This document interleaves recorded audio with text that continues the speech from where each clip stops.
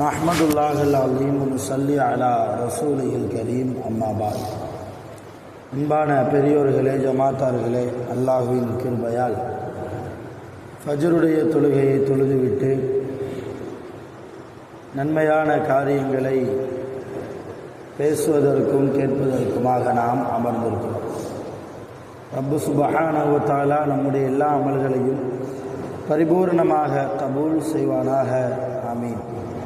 இன்றைய நாளை அல்லாஹு தஆலா கைர் பரக்கத்துகள் நிறைந்த நாளாக, கெட்ட முடிவுகள், முசீபத்துகள், உலகத்தின் ஆபத்துகளை விட்டும், ஷைத்தான்களின் தீங்குகள், மனிதர்களுடைய தீங்குகளை விட்டும் பாதுகாப்பு பெற்ற நாளாக அல்லாஹ் இந்த நாளை நமக்கு அமைத்து தருவானாக. ஆமீன். சங்கையானவர்களே, நபிகள் நாயகம் ஸல்லல்லாஹு அலைஹி வஸல்லம் நமக்கெல்லாம் ஒரு அழகான ரோல் மாடல் என்கிறான் அல்லாஹ். ரசூலுல்லாவுடைய விஷயத்தில் எல்லா மனிதர்களுக்கும் ஒரு அழகான முன்மாதிரி இருக்கிறது. குர்ஆனிலே அல்லாஹ் சொல்வான், லக்கது கான லக்கும் ஃபீ ரசூலில்லாஹி உஸ்வத்துன் ஹஸனா. அல்லாஹ்வுடைய ரசூல் இடத்தில் உங்களுக்கு அழகான முன்மாதிரி இருக்கிறது. எப்படி வாழ வேண்டும் என்பதற்கு ரசூலுல்லாஹ் ஸல்லல்லாஹு அலைஹி வஸல்லம் அவர்கள் ஒரு அழகான முன்மாதிரியாக இருக்கிறார்கள். தினமுமே நம்ம சுபுவுக்கு பின்னால் குர்ஆனிலிருந்து ஒரு சூறாவினுடைய அர்த்தங்களை நாம் பார்த்து வருகிறோம், கேட்டு வருகிறோம். கொஞ்சம் வித்தியாசமாக இடையிடையே நாம் சில வாழ்க்கைக்கு தேவையான ரசூலுல்லாவுடைய பண்புகளை நாம் அறிந்து கொள்வதற்கு இருக்கிறோம். ஏன்னா உலகத்திலும் சரி மறுமையிலும் சரி நாம் ஜெயிக்க வேண்டும் என்றால் ரசூலுல்லாஹி ஸல்லல்லாஹு அலைஹி வஸல்லம் அவர்களுடைய வாழ்க்கை நமக்கு அவசியம். ரசூலுல்லாவை தள்ளி வைத்துவிட்டு என்னால் உலகத்தில் ஜெயிக்க முடியும் என்றால் நிச்சயமாக யாராலும் முடியாது. இன்றைக்கு உலக வாழ்க்கையிலும் சரி, குடும்ப வாழ்க்கையிலும் சரி நாம் தோற்று போய் நிற்கிறோம் என்றால் அதற்கு காரணம் நபி ஸல்லல்லாஹு அலைஹி வஸல்லம் அவர்களுடைய வாழ்க்கை நமக்கு மத்தியில் பேச்சாகத்தான் இருக்கிறதே தவிர வாழ்க்கையாக இன்னும் ஆக்கப்படவில்லை. ரசூலுல்லாஹ் எப்படி தூங்கினார்கள், எப்படி தூங்குவார்கள், எப்படி தூங்கச் சொன்னார்கள், காலையில் எழுந்தது முதல் இரவு படுக்கைக்கு போகிற வரைக்கும் ரசூலுல்லாவுடைய வாழ்க்கை எப்படி இருந்தது என்பது நம்மில் சில பேருக்கு தெரியும், சில பேருக்கு தெரிய வாய்ப்பில்லை. தெரிந்தவர்கள் கூட தெரியாதவர்களை போன்று வாழ்ந்து கொண்டு இருக்கிறோம். இதுதான் இங்கே ரொம்ப வேதனை. ரசூலுல்லாஹ் நீங்கள் படுக்கைக்கு போவதாக இருந்தால் அல்லாஹ்வை நினைவு கூர்ந்து படுக்கைக்கு செல்லுங்கள். வலது கையை கீழே வைத்து வலது கையினுடைய உள்பகுதியில் உங்களுடைய கன்னத்தை வைத்து கிப்லாவை முன்னோக்கியவாறு நீங்கள் படுங்கள் என்கிறார்கள் நபிகள் நாயகம் ஸல்லல்லாஹு அலைஹி வஸல்லம். கிப்லாவை முன்னோக்கியவாறு உங்கள் முகம் இருக்க வேண்டும். கபூரில் ஒரு ஜனாசாவை வைக்கும்போது கஃன் துணிலாம் கெட்டி தான் ஜனாசாவை கீழே இறக்குவோம் இல்லையா? குழிக்குள்ளே வச்சதுக்கப்புறம் தலையில் கெட்டியிருக்கிற அந்த முடிச்சு அவிழ்ப்போம் இல்லையா? அவிழ்த்து அவருடைய அந்த ஜனாசாவுடைய முகத்தை கிப்லாவை முன்னோக்கி என்ன செய்யணும்? நம்ம திருப்பணும். இது ஜனாசாவுக்கு மாத்திரமல்ல, எப்பொழுதெல்லாம் ஒரு மனிதன் உறங்க போகிறானோ அப்பொழுதெல்லாம் அவனுடைய முகம் கிப்லாவை முன்னோக்கி இருக்க வேண்டும். காரணம், எந்த நேரத்தில் உயிர் பிரியும் என்று தெரியாது. உயிர் பிரிகிற நேரத்தில் நாம் கிப்லாவை முன்னோக்கி இருந்தால் அல்லாஹ்வுடைய பொருத்தம் கிடைக்கும் என்கிறார்கள் நபிகள் நாயகம் ஸல்லல்லாஹு அலைஹி வஸல்லம். ரசூலுல்லாஹ் தானும் படுத்தார்கள். ரசூலுல்லாஹ் மல்லாக்க படுத்ததில்லை, ரசூலுல்லாஹ் குப்புறப்படுத்ததில்லை. இன்னும் சொல்ல போனால் ரசூலுல்லாஹ் ஒரு ஆண் குப்புறப்படுப்பதையும் ஒரு பெண் மல்லாந்து படுப்பதையும் தடுத்திருக்கிறார்கள். இன்னைக்கு நம்ம பிள்ளைகளுக்கு இது தெரியுதா? அல்லது நாம் சொல்லி கொடுத்திருக்கிறோமா? அல்லது நாமாவது இதை கடைபிடிக்கிறோமா? பெரியவர்கள் எதுவுமே இல்லை. மிஸ்வாக்கு செய்வதால் எவ்வளவு பலன்கள்!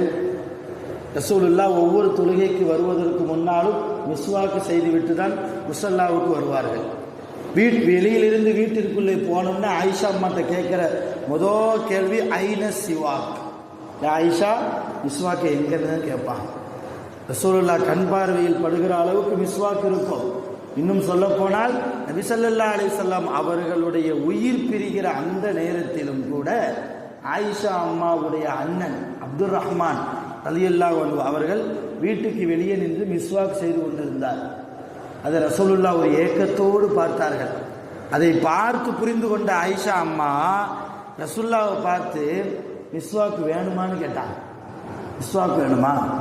ரசூலுல்லாஹ்க்கு பேச முடியல, தலையை தான் அசைச்சாங்க. வேணும் என்பது போல் தலையைத்தான் அசைச்சாங்க. வீட்டில் இருந்த மிஸ்வாக் எடுத்து வாயில் வச்சா மிஸ்வாக் குச்சியை பொறுத்த வரைக்கும் அதை தேய்க்கிறதுக்கு முன்னால் கடவாய் பருக்கல்ல வச்சு கொஞ்சம் மெண்டுக்கிட்டா தான் லேசுப்படுத்தினால தேய்க்க முடியும். அதை மெல்றதுக்காக ரசூலுல்லாவுடைய வாயில வைக்கிறாங்க ஆயிஷா அம்மா. ரசூலுல்லாவால் அந்த குச்சியை மெல்ல முடியல. ரசூலுல்லாவால் அந்த குச்சியவே மெல்ல முடியல.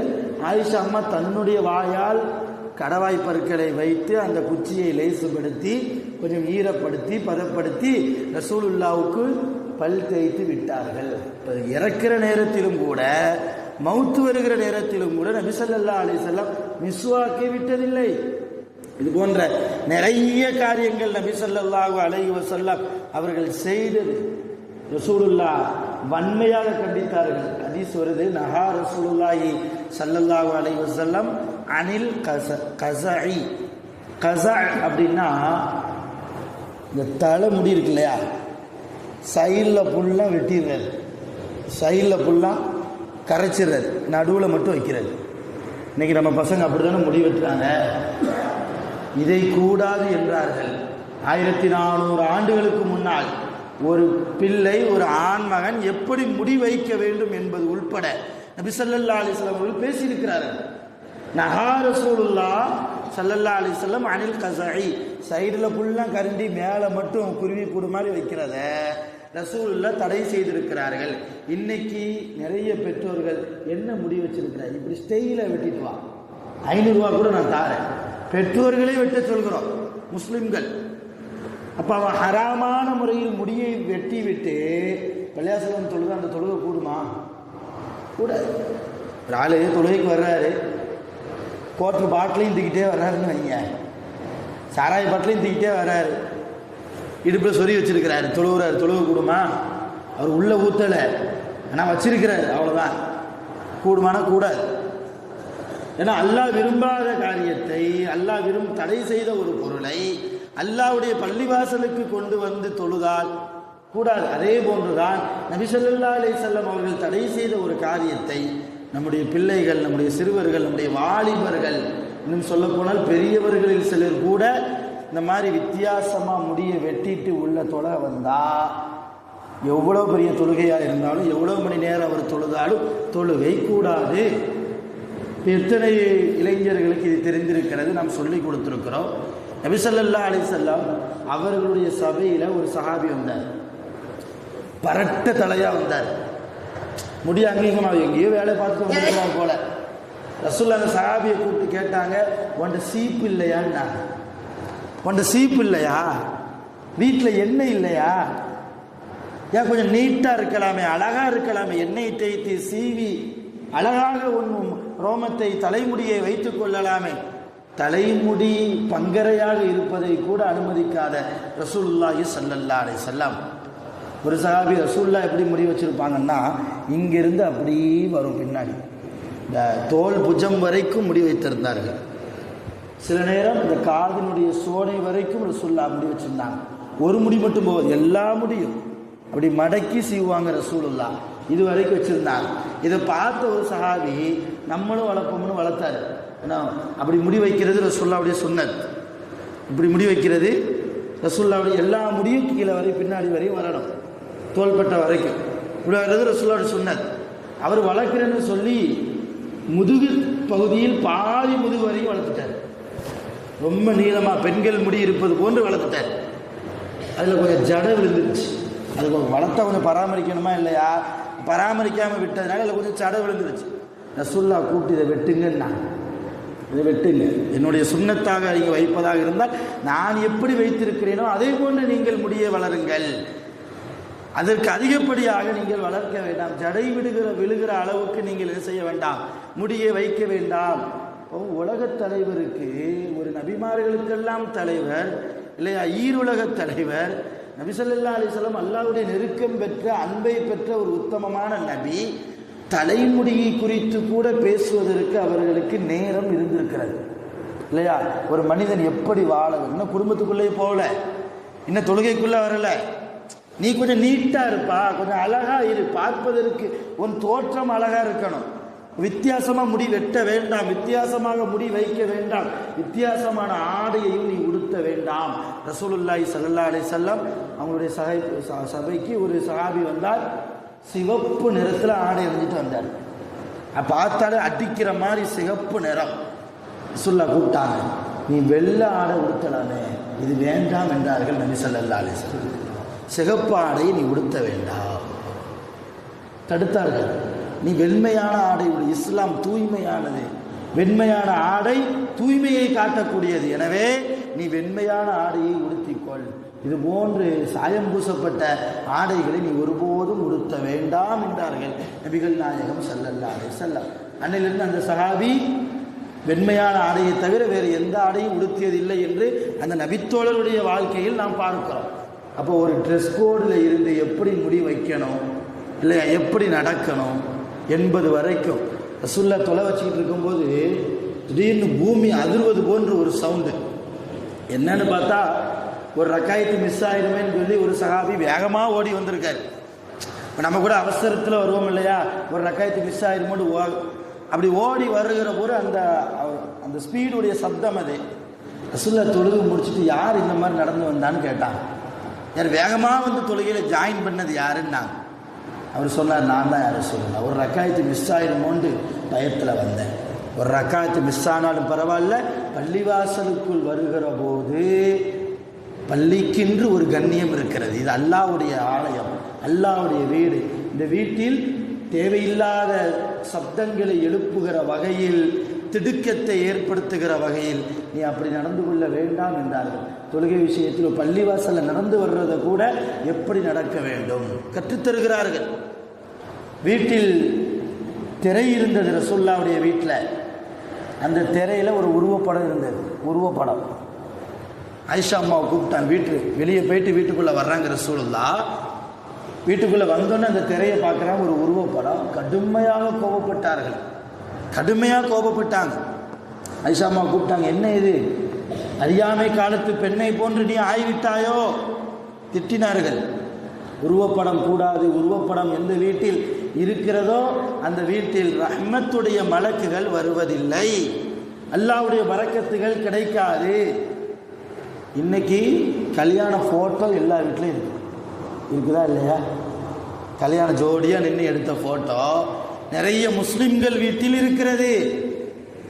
நான் அவர் நினைவாக வைத்திருக்கிறேன், இவர் நினைவாக வைத்திருக்கிறேன் என்று சொல்லி பீரோக்குள்ளே ஃபோட்டோவோ பத்திரமோ, இன்னும் சில பேர் ஃபோட்டோ வெளியே தானே தெரியக்கூடாது, நான் ரூம்குள்ளே வச்சுருக்கேன்.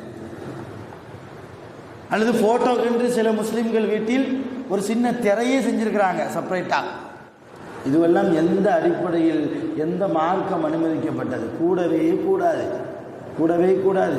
செல்ஃபோன்களிலும் கூட தொழுகைக்கு நாம் ஃபோன்களை எடுத்து, இது அத்தியாவசியமாகிவிட்டது, அதனால் எடுத்து வருகிறோம். வால்பேப்பரில் ஏதாவது ஃபோட்டோ வைத்திருந்தால், என்னுடைய ஃபோட்டோவோ, என்னுடைய அம்மாவின் ஃபோட்டோவோ, என் மனைவியின் ஃபோட்டோவோ, என் பிள்ளையினுடைய ஃபோட்டோவோ வைத்திருந்தால், நான் கீழே வைத்து தொழுகிற போது அந்த நேரத்தில் ஒரு மெசேஜ் வந்துடுச்சுன்னு வைங்க, அது பிரைட்னஸ் ஆகுதுன்னு வைங்க, ஃபோன் ஆன் ஆகுதுன்னு வைங்க, அப்போ அந்த உருவப்படம் தெரியுமா இல்லையா? இப்போ எப்படி தொழுகக்கூடும்? இதுவெல்லாம் நம்முடைய சிந்தனைக்கே வைத்திருக்க மாட்டோம். இதனால் என்ன இருக்குது? இன்னும் சில பேர் அத்தா நினைவா, அம்மா நினைவா, அவங்க இறந்து போயிருப்பாங்க, அத்தா அம்மா இறந்து போயிருப்பாங்க, அவங்க ஃபோனை எடுத்து அந்த ஃபோனினுடைய பேக் கவரில் அவங்க ஃபோட்டோவை எடுத்து வச்சுக்கிறாரு, அவங்க முகம் அப்படி தெரிகிற மாதிரி வச்சுக்கிட்டு அந்த ஃபோனை அப்படியே கவுத்தி வச்சு தொழுகிறார், அந்த ஃபோட்டோ அப்படியே தெரியும். சில நிறைய முஸ்லீம்களை நான் அப்படி பார்த்துருக்கிறேன். அதனால் சொல்கிறேன், இதுவெல்லாம் தொழுகை கூடாத காரியம். எதற்காக சொல்ல வருகிறேன் என்றால், இப்படி நபி ஸல்லல்லாஹு அலைஹி வஸல்லம் நம் வாழ்க்கையின் வெற்றிக்காக எப்படி ஒரு மனிதன் வாழ வேண்டும், மனைவியோடு எப்படி நடக்க வேண்டும், உறவுக்காரர்களோடு எப்படி நடக்க வேண்டும், பெற்றோர்களோடு, பிள்ளைகளோடு, ஜமாத்தினர்களோடு, மாற்று மத சகோதரர்களோடு எப்படியெல்லாம் பழக வேண்டும், நடக்க வேண்டும் என்பது உட்பட ஆன்மீகத்தையும் ரசூலுல்லாஹ் பேசியிருக்கிறார்கள், அரசியலையும் ரசூலுல்லாஹ் பேசியிருக்கிறார்கள். எல்லா ரசூலுல்லாஹ்வுடைய வாழ்க்கை முழுவதுமே நம்முடைய வாழ்க்கையில் வந்துவிட்டால் நிச்சயம் நாம் அல்லாஹ்வுடைய நேசர்கள், நிச்சயம் நாம் போகக்கூடிய இடம் சுவனம்தான். கபரிலே எந்த விதமான கவலை இல்லாமல் புதுமா பிள்ளை உறங்குவது போன்று நாமும் தூங்கலாம், உறங்கலாம். இன்றைக்கு நிறைய வீட்டில் ரசூலுல்லாஹ் இல்லாமல் இருக்கிறார்கள். ரசூலுல்லாஹ்வுடைய வாழ்க்கை தெரியல. பள்ளியில், நம்ம பள்ளியில் ஒரு 2 நாளைக்கு முன்னால் ரசூலுல்லாஹ்வுடைய வாழ்க்கை வரலாறு, அவங்க பேர் என்ன, அவங்க அத்தா பேர் என்ன, அவங்க அம்மா பேர் என்ன, அவங்களுடைய பாட்டனார் பேர் என்ன, அவங்க எங்கே பிறந்தாங்க, எல்லாம் பிள்ளைகளுக்கு சொல்லி கொடுத்துட்டு இருந்தேன். அதில் ஒருத்தர் கேட்குறான், நான் சொல்லிக் கொடுக்கும்போது முஹம்மது நபி, ரசூலுல்லாஹ் ஸல்லல்லாஹு அலைஹி வஸல்லம் அப்படின்னு வார்த்தையை நான் பயன்படுத்துவேன் இல்லையா. அதில் ஒருத்தன் கேட்குறான், முஹம்மது நபினா யார், ஸல்லல்லாஹு அலைஹி வஸல்லம்னா யார், ரசூலுல்லாஹ்னா யார்? ரசூலுல்லாஹ் என்பவர் அவங்க யார் தெரியல பிள்ளைகளுக்கு. 3 பேர் ஒன்று தான் என்பது தெரியல. முஹம்மது ரசூலுல்லாஹ்வும் முஹம்மது நபியும் இல்லையா, ஸல்லல்லாஹு அலைஹி வஸல்லம், இந்த 3வரும் ஒரே ஆள் தான் என்பது தெரியல பிள்ளைகளுக்கு. வயசு ஒரு 10 வயசுக்கு மேலே ஆகுது அந்த பையனுக்கு. இப்போ எப்படிப்பட்ட பிள்ளைகள் நம் ஊரில் உருவாகிறார்கள். எல்லோரும் இந்த பிள்ளைங்க தான் நாளைக்கு சமுதாயம், நாளைக்கு இந்த பள்ளியினுடைய நிர்வாகம் அவர்கள் கையில் தான் இல்லையா, நாளை எதிர்காலம் அவர்கள் கையில். தீன் அவர்களுடைய கையில். இந்த வயசுலேயே கொடுக்காவிட்டால், கொடுக்காமல் இருக்கிறோம். நம்ம பெண்களுக்கு தீன் தெரியல, நிறைய ஆண்களுக்கு மார்க்கம் தெரியல, ரசூலுல்லாஹ் தெரியல. அது அருமையான பெருமக்களே, எதை கற்றுக்கொள்கிறோமோ இல்லையோ தீனை கற்க வேண்டும். ரசூலுல்லாவை பற்றி நிறைய தெரியணும், நம்ம வாழ்க்கை என்ன. இன்ஷா அல்லாஹ் அது சம்பந்தமாக இனிமேல் பேசுவோம். ரப்பு சுப்ஹானஹு வ தஆலா நபி ஸல்லல்லாஹு அலைஹி வஸல்லம் அவர்களுடைய வாழ்க்கையை நம்முடைய வாழ்க்கையாக ஆக்கி தருவானாக. நபி ஸல்லல்லாஹு அலைஹி வஸல்லம் அவர்கள் மீது அதிகமாக முஹப்பத்து வைக்கக்கூடிய நன்மக்களாக நம் அனைவர்களையும் அல்லாஹ் ஆக்கி அருள் புரிவானாக. வாஹிர் தஅவானா அல்ஹம்துலில்லாஹி ரப்பில் ஆலமீன். சுப்ஹானல்லாஹி வ பிஹம்திஹி சுப்ஹானல்லாஹ்.